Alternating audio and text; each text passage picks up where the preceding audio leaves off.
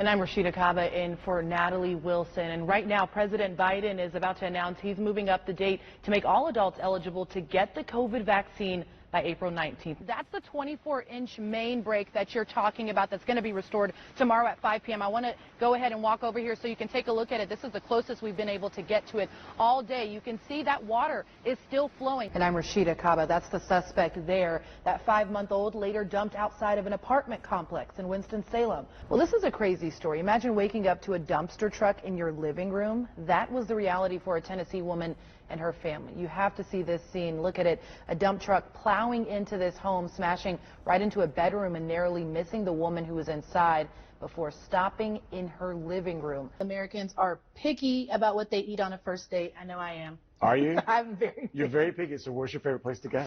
Somewhere nice and expensive. Hey, at least she's honest. Last year, there were 183 passenger investigations. This year, investigations are nearly 5 times that number. You have to think, we have 3 months left in the year. 2 homes damaged in 2 separate drive-by shootings in Alamance County. Luckily, deputies tell us no one was hurt. Our Danny Harden is out there in Chapel Hill for this big moment. Danny, put into words the excitement surrounding UNC basketball right now. I mean, we're talking about a guy who's been a part of the Tar Heel family for almost a decade now. Yeah, a lot of excitement, a lot of smiles here. You heard some parents earlier in our coverage say that they've been FaceTiming some of their students, texting them. Technology really making a big difference here. Tyler, I mean, 10 days, I'm sure you feel the sense of relief from the entire community while you've been there all day. Certainly. Well, Neil, she's optimistic. She tells me that this is a plan that she's been backing from the very beginning. She actually had a conversation with Vice President Kamala Harris today, thanking her for choosing not only the 6th Congressional District to give this speech, but also GTCC. All right, if you're just tuning in, President Joe Biden speaking in Tulsa, Oklahoma, commemorating the 100-year anniversary marking the Tulsa Race Massacre. An estimated 300 black Americans killed there. We're talking entrepreneurs, doctors, business owners, very successful people. It was once called Black Wall Street. That's exactly right. Police are calling this a random gunfight that was happening right here on 14th Street. They say 2 groups involving minors were shooting at one another when one of those bullets struck right here into the north side of this home where people live inside. Hit and killed was 61-year-old Donna Blackman. This was a random act that left behind major consequences. She woke me up, it was 4:10 a.m. At 4:15, she was dead. She was in my arms, and I mean, she looked at me and smiled and held my wrist, and she closed her eyes and she died. It's an image 62-year-old Lorenza Blackman will never stop replaying. I've been shot, and that's all she said. Just after 4 a.m. Sunday, Winston-Salem police say 2 groups in 2 separate cars were driving up and down 14th Street. They were bouncing. It was like flashes of light. Firing guns from their cars. These shooters don't understand that when they let these bullets go, there's no getting it back. Multiple bullets hit this building on the northwest side, one of them hitting 61-year-old Donna Blackman in the back. The caliber round that hit my wife, it didn't just take her life, it broke her body up inside. The 2 had been together for 42 years. Donna was known as a safe haven for her nephews who also live here and a reliable smile to passing neighbors. They love that lady. They love her just as much as I did. While her husband works on cars for a living and can fix just about anything in his house. There's one there, and there's another one down there. What hurts him most is this was one job where he just couldn't fix the problem.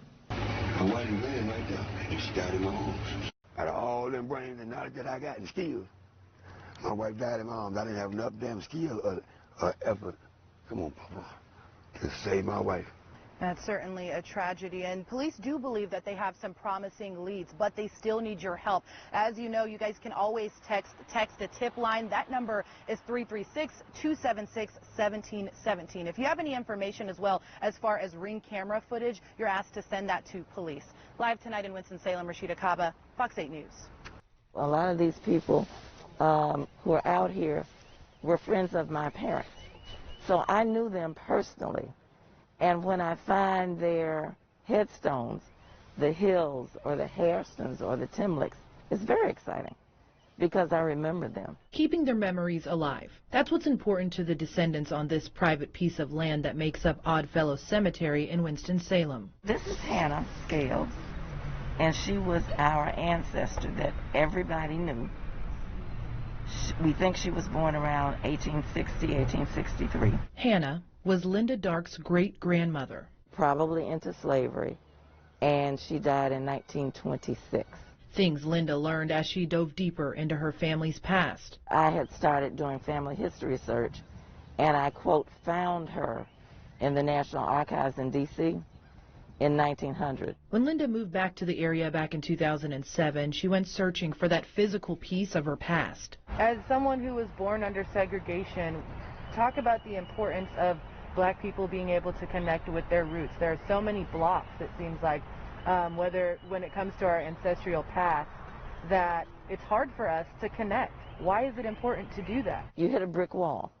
You can't get past certain years, certain census records. So to connect that little piece of paper with her actual headstone and burial location was very exciting.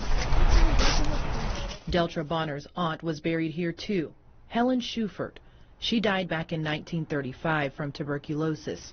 She was about 12 years old. My family, every Christmas and Easter, we would come out and place flowers on her grave. That was in the 60s.